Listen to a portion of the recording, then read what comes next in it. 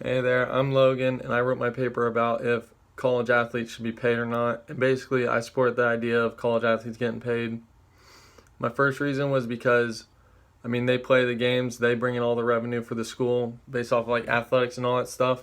And it only gets distributed to like coaches, governing board, and like the university, but none towards the players.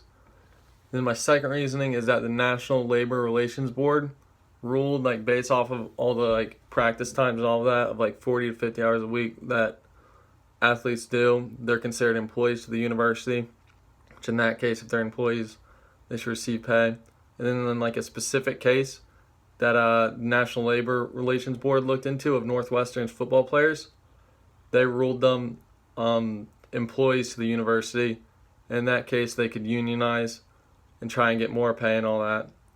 Then another reason is because Dick Vitale, who's a college basketball commentator and like analyst, who's been a part of like that group for a while, thinks that players should get paid.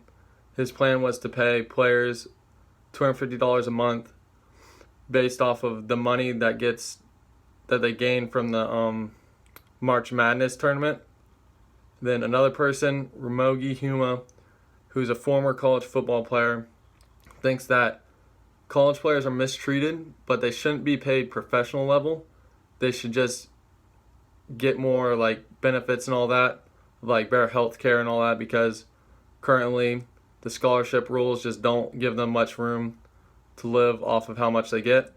And then Kareem Abdul-Jabbar, who's a Hall of Fame basketball player in the NBA and played multiple seasons at UCLA and won multiple championships, wrote about his personal experience of his time at UCLA, where he'd win all these championships and be famous, and the school would benefit lots of money because of them winning.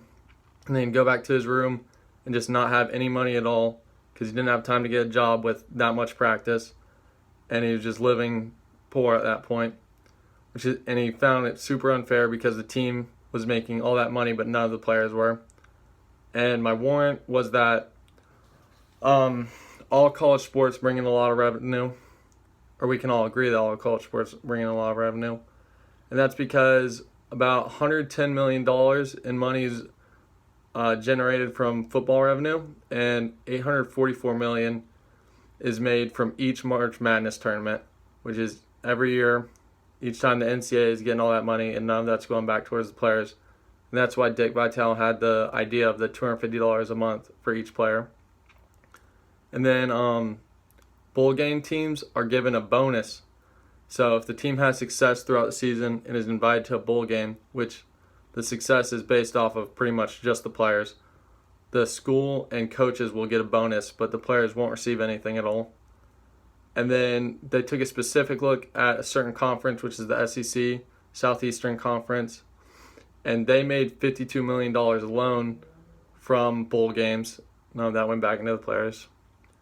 And my rebuttal is that a lot of people think that like all college players go pro, so they wouldn't need the money at the time in college, or that they'll have a nice job out of college, which isn't true at all, because only like a super small percentage of college players end up actually going pro. And then even with the players that don't go pro, you'd think that they'd have a college degree and all that, they'd be able to have a nice life.